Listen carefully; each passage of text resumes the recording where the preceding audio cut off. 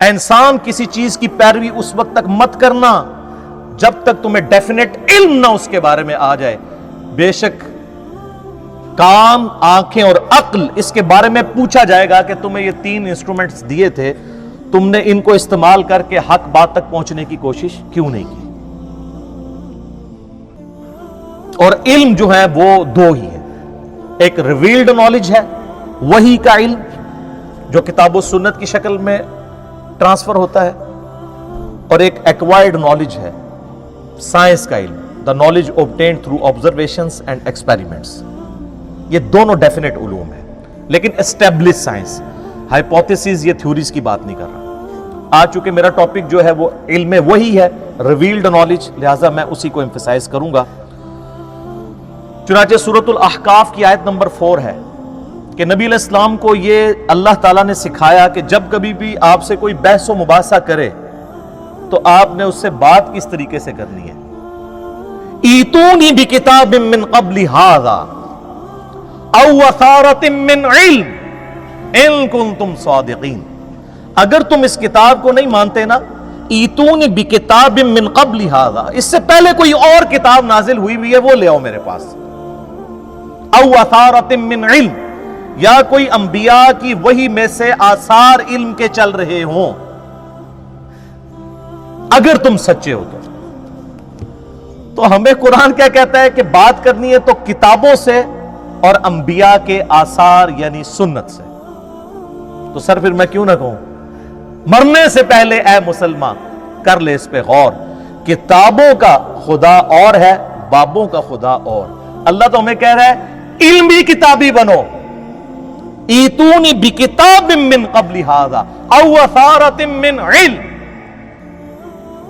تو سر اسی لیے تو ہم نے عرض کیا ہے کیا کہ نام ہے بابی، نام ہے بابی، میں ہوں مسلم علمی کتابی. علمی کتابی یہ اسی آیت کی تو ٹرانسلیشن ہے. نہ ہم سو کالڈ وہابی ہیں، کوئی علمی بات کرے اسے اپنے زوم میں گالی دے دیں وہابی ہونے کی، اور نہ ہم بابوں کا دفاع کرنے والے بابی ہیں، ہم علمی کتابی مسلم ہیں. یہ اسی آیت کی ٹرانسلیشن کی ہے، بڑے پرفیکٹ انداز میں ایک میسج امت تک پہنچانے کی کوشش کی ہے. الحمدللہ میرے بھائیوں، اللہ کے محبوب صلی اللہ علیہ وآلہ وسلم نے پوری زندگی امت کو وحی کی طرف اس طریقے سے گامزن کیا کہ صحابہ کرام علیہم رضوان کے دل و دماغ میں یہ بات کوٹ کوٹ کے بھری کہ اپنا رابطہ وحی کے ساتھ رکھنا ہے. کیونکہ نبی علیہ السلام نے تو دنیا سے چلے جانا تھا.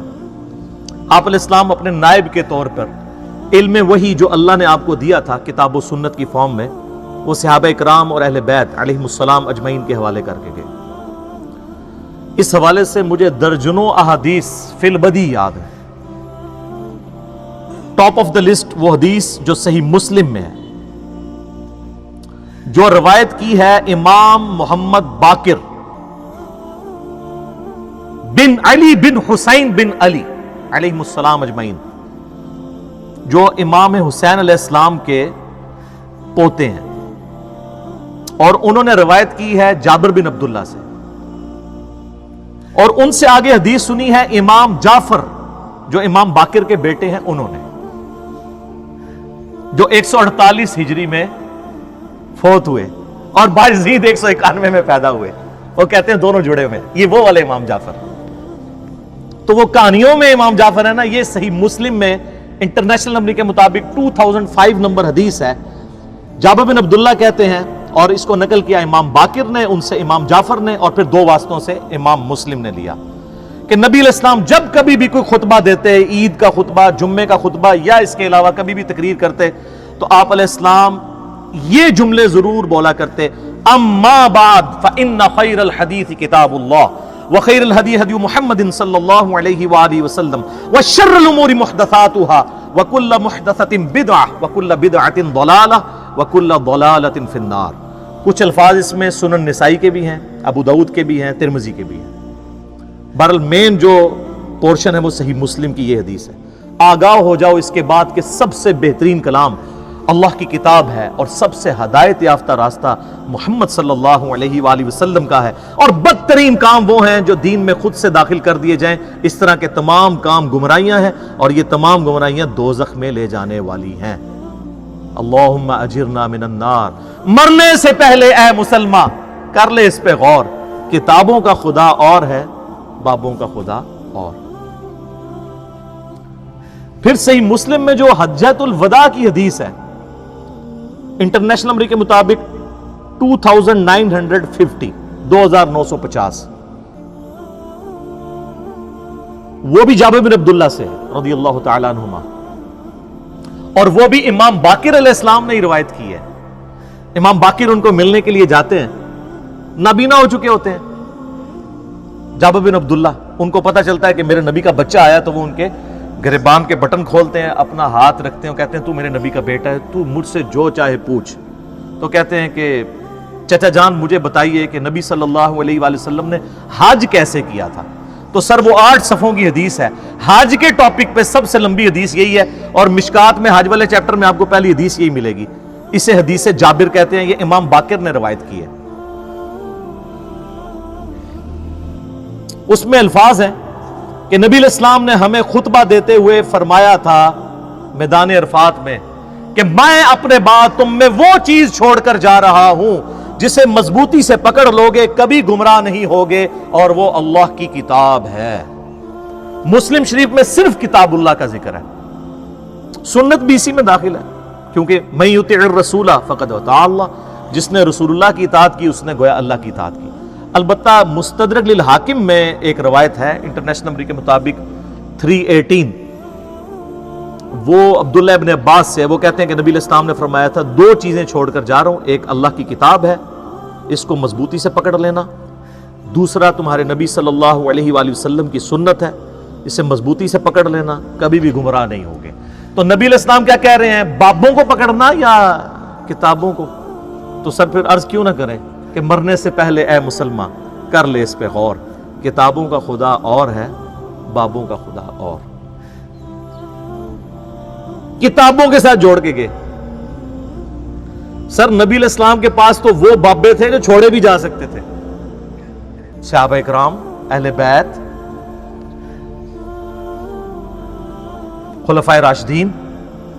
سنن ابی داؤد میں، جامعہ ترمذی میں، سنن ابن ماجہ میں حدیث ہے، نبی علیہ السلام نے اپنی وفات سے چند دن پہلے ایک بڑا بلیغ خطبہ دیا، ہر آنکھ اشک بار تھی، گویا کہ آپ ہم سے رخصت ہو رہے تھے۔ آپ علیہ السلام کے بارے میں صحابہ کرام کہتے ہیں، تو آپ نے فرمایا میرے بعد جو کوئی بھی زندہ رہے گا بہت اختلاف دیکھے گا، اس وقت علیکم بسنتی وسنت الخلفاء الراشدین المہدیین، تم پر میری سنت اور میرے خلفائے راشدین ہدایت یافتہ کی سنت لازم ہے، ان کو اپنی دانتوں سے مضبوطی سے، اپنی داڑھوں سے پکڑ لینا۔ خلفائے راشدین کی سنت کیوں؟ کہ نبی علیہ السلام کو کانفیڈنس تھا کہ یہ وہ بابے ہیں جو اپنی عبادت نہیں کروائیں گے بلکہ میری تعلیمات ہی تم تک پہنچائیں گے، اور پلس وہ اجماع امت کے ذریعے چل رہے ہوں گے، انڈیویجول کی رائے نہیں ہوگی، اور وہ قیامت تک کے لیے ہمارے لیے حجت۔ البتہ کوئی پرسنالٹی آپ نے اس حوالے سے نہیں چھوڑی کہ اس کو پکڑ لینا۔ کیوں؟ بھئی نبی علیہ السلام کے 2 سال کے بعد سیدنا ابوبکر بھی فوت ہو گئے، 13 سال کے بعد سیدنا عمر بھی شہید، 25 سال کے بعد سیدنا عثمان بھی شہید، 30 سال کے بعد مولا علی بھی شہید، خلافت راشدہ ختم، اور آخری صحابی ابو طفیل عامر بن واثلہ المتوفہ 110 ہجری، نبی علیہ السلام کی وفات کے 100 سال کے بعد آلموسٹ دنیا سے وہ بھی چلے گئے۔ آج 1441 ہجری ہے، آخری صحابی کو فوت ہوئے بھی 1331 سال ہو چکے ہیں۔ تو آپ کون سا ایسا بندہ چھوڑ کے جاتے ہیں جس کی عمر اتنی لمبی ہوتی؟ تو آپ نے ہمیں کتابوں کے حوالے کیا ہے، بابوں کے حوالے نہیں۔ ہاں وہ بابے ہمارے سر کا تاج ہیں جو ہمیں کتابوں سے جوڑیں، کیونکہ بابوں کی عزت کتابوں کی وجہ سے۔ اگر بابے کتابوں کے دشمن بن جائیں اور کہیں کتابوں سننا ڈائریکٹ نہ پڑھنا گمراہ ہو جاؤ گے، تو ایسے بابوں کو چاٹنا ہے، یہ تو دشمن ہے۔ اور وہ یہ بابے ہیں ہمارے امام، جنہوں نے اپنی کوئی بات نہیں، ہمارے محبوب صلی اللہ علیہ وآلہ وسلم کی تعلیمات من و عن ہم تک پہنچائی، الحمدللہ۔ پھر نبی علیہ السلام کا جو غدیر خم کا خطبہ ہے، اپنی وفات سے 2.5 مہینے پہلے آپ نے حجۃ الوداع سے واپسی پر مکے سے مدینے آتے ہوئے خم نامی گاؤں میں خطبہ دیا، اونٹ کے پالان کا ممبر لگایا گیا، آپ علیہ السلام نے کنکلوڈنگ گفتگو کی۔ صحیح مسلم میں اوپر تلے 4 احادیث ہیں انٹرنیشنل نمبر کے مطابق 6225 سے 6228 تک۔ اے لوگو آگاہ ہو جاؤ، میں بھی ایک انسان ہوں، قریب ہے کہ اللہ کا قاصد یعنی موت کا فرشتہ میرے پاس آئے اور میں اس کی دعوت قبول کر لوں۔ میں اپنے بعد تم میں 2 بھاری چیزیں چھوڑ کر جا رہا ہوں، ان میں سے پہلی چیز اللہ کی کتاب ہے، اس میں ہدایت ہے، اس میں نور ہے۔ تم اللہ کی کتاب کو پکڑو، اپنا تعلق اس کتاب کے ساتھ مضبوط کرو۔ اللہ کی کتاب اللہ کی رسی ہے، جو اسے پکڑے گا وہ ہدایت پر ہوگا، جو چھوڑ دے گا گمراہ ہو جائے گا۔ زید بن ارقم کہتے ہیں پھر نبی علیہ السلام ہمیں ترغیب دلاتے رہے، اللہ کی کتاب، اللہ کی کتاب، اللہ کی کتاب۔ وَاعْتَصِمُوا بِحَبْلِ اللَّهِ جَمِيعًا وَلَا تَفَرَّقُوا، سورہ آل عمران آیت نمبر 103۔ یہ غدیر خم کی حدیث میں ہے کہ وہ قرآن ہے رسی۔ اور پھر فرمایا دوسری بھاری چیز میرے اہل بیت ہے، میں اپنے اہل بیت کے معاملے میں تمہیں اللہ کا خوف دلاتا ہوں، میں اپنے اہل بیت کے معاملے میں تمہیں اللہ کا خوف دلاتا ہوں، میں اپنے اہل بیت کے معاملے میں تمہیں اللہ کا خوف دلاتا ہوں۔ لیکن امت بالکل الٹ چلی، نہ قرآن کو پکڑا اور نہ اہل بیت کو چھوڑا، یعنی سب کو شہید کر دیا، بالکل الٹ امت چلی۔ اللہ کے فضل سے یہ وہ پلیٹ فارم ہے جس پلیٹ فارم سے قرآن کی توحید اور عقائد بھی بیان ہو رہے ہیں اور اہل بیت کا دفاع بھی ہو رہا ہے۔ سب نے لولی لنگڑی قسم کی تعلیمات لی ہوئی ہیں، یہ پرفیکٹ تعلیمات چل رہی ہیں، میری تعلیمات نہیں۔ ہم نے تو سر ہر بندے کو کتابوں کے ساتھ جوڑ دیا، میرے دنیا میں رہنے سے نہ رہنے سے کوئی فرق نہیں پڑتا۔ نبی علیہ السلام دنیا سے چلے گئے تو اسلام ختم نہیں ہوا، تو ہمارے جانے سے کیا ہوگا؟ البتہ ہم نے لوگوں کو کتابوں کے ساتھ جوڑ دیا، تو جس کے ہاتھ میں کتاب آ گئی تو سر کوئی مفتی، کوئی مولانا، کوئی سو کالڈ اسکالر اس کے سامنے بیٹھ نہیں سکتا۔ بخاری اور مسلم دونوں میں حدیث ہے، عبداللہ ابن ابی اوفا، یہ آخر میں فوت ہونے والے صحابہ میں سے ہیں، 86 ہجری میں فوت ہوئے۔ ان کو کچھ تابعین ملنے کے لیے آئے، ان میں سے ایک سیدنا طلحہ بھی تھے تابعی۔ انہوں نے پوچھا کہ بتائیے کیا اللہ کے محبوب صلی اللہ علیہ وآلہ وسلم نے کوئی وصیت فرمائی تھی اپنے بعد؟ تو انہوں نے کہا نبی علیہ السلام نے اپنا وصی کسی کو نہیں بنایا۔ تو انہوں نے کہا پھر امت کے لیے کیوں ضروری ہے کہ وصیت کو فالو کرے؟ انہوں نے کہا اس لیے کہ اللہ کے نبی علیہ السلام نے ہمیں کتاب اللہ کے مطابق چلتے رہنے کی وصیت فرمائی تھی۔ یہ ہے وصی رسول، یہ ہے خلیفۃ الرسول۔ یہ حدیث بخاری اور مسلم دونوں میں ہے، اور بخاری میں نبی علیہ السلام کی وفات کے چیپٹر میں یہ حدیث موجود ہے کہ نبی علیہ السلام نے اپنا وصی کسے بنایا تھا؟ کتاب اللہ کو۔ کیونکہ وصی تو وہ ہونا چاہیے جو قیامت تک پھر رہے بھی نا۔ کوئی انسان ہوتا تو اس نے تو مار ہی جانا تھا، اس کا سٹیٹس وہی ہو جانا تھا۔ قرآن آج بھی زندہ ہے، قیامت تک کے لیے زندہ ہے۔ بخاری مسلم دونوں میں حدیث ہے، نبی علیہ السلام نے فرمایا اللہ نے ہر نبی کو کوئی نہ کوئی معجزہ دیا تھا، اور اس نبی پر ایمان لانے والے لوگوں کی تعداد ڈیپینڈ کرتی تھی اس معجزے پر۔ مجھے اللہ نے وحی کا معجزہ دیا ہے، میں اللہ سے امید کرتا ہوں سب سے زیادہ متبعین قیامت والے دن میری امت سے ہوں گے، کیونکہ میرا معجزہ سب سے بڑا ہے۔ آپ نے یہ مردے بخشوانے کا ذریعہ سمجھا ہوا ہے اس معجزے کو۔ یہ وہ معجزہ ہے جو نبی علیہ السلام کا واحد معجزہ ہے جس پہ دعوی نبوت ہے۔ اب یہ میرا فیوریٹ ٹاپک ہے، میں اس پہ گھنٹوں بول سکتا ہوں قرآن کے حوالے سے، لیکن آج میں نے آپ کو یہ بنیادی باتیں اس لیے بتائیں، کس لیے کہ مرنے سے پہلے اے مسلمان کر لے اس پہ غور، کتابوں کا خدا اور ہے، بابوں کا خدا اور۔ اب دوسری طرف جو بابے ہمیں کتابوں سے دور کرتے ہیں اور عزت اویل کر رہے ہوتے ہیں کتابوں کے نام پر، انہوں نے آپ دیکھیں اتنی بڑی بڑی وہ درسی کتابیں رکھی ہوتی ہیں عربی والی، شوکیس میں بھی اتنی کتابیں سجا کے رکھی ہوئی ہیں۔ اللہ کے فضل سے آپ ان پہ ہاتھ لگائیں تو آپ کو باریک سی مٹی بھی نظر آئے گی کہ کبھی کسی نے کھولی نہیں ہے، آپ پہ روب ڈالنے کے لیے۔ یہ روب ڈالنے والی نہیں ہے، ان کے اندر تو نوٹس بنے ہوئے ہیں۔ اور جب کوئی کتاب کی بات کرے تو کہتے ہیں جی کتابوں سے کیا ہوتا ہے، جی وہ تو قرآن میں لکھا ہوا ہے، کتابوں والے تو وہ تو گدے پہ بھی کتابیں لاد دی جائیں. وہ سورۃ الجمعہ کی آیت کوٹ کرتے ہیں نا, آیت نمبر 5, حالانکہ وہ ان کے بارے میں ہے. وہ تو اللہ تعالیٰ نے علماء یہود سے کہا ہے کہ تمہاری مثال ان گدوں کی سی ہے کہ جس پہ کتابیں لاد دی جائیں.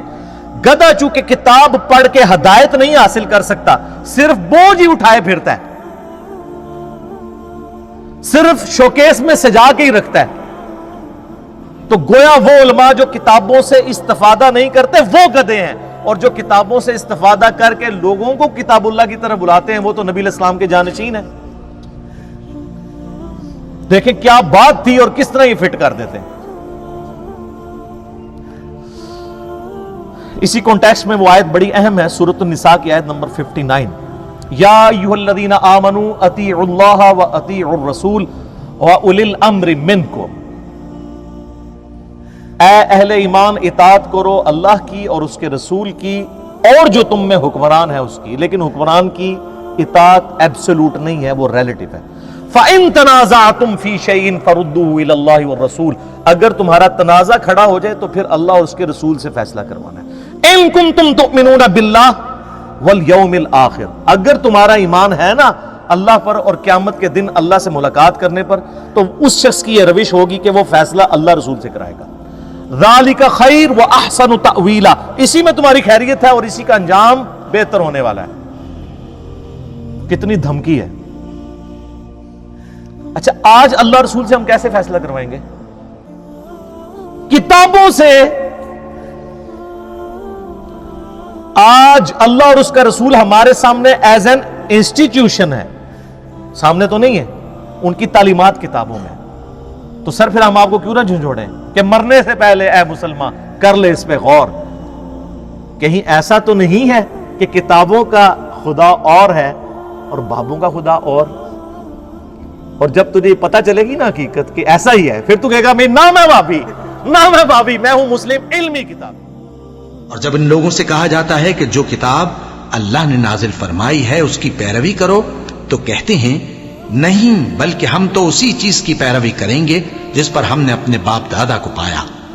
بھلا اگرچہ ان کے باپ دادا نہ کچھ سمجھتے ہوں اور نہ سیدھے رستے پر ہوں, تب بھی وہ انہی کی تقلید کیے جائیں گے.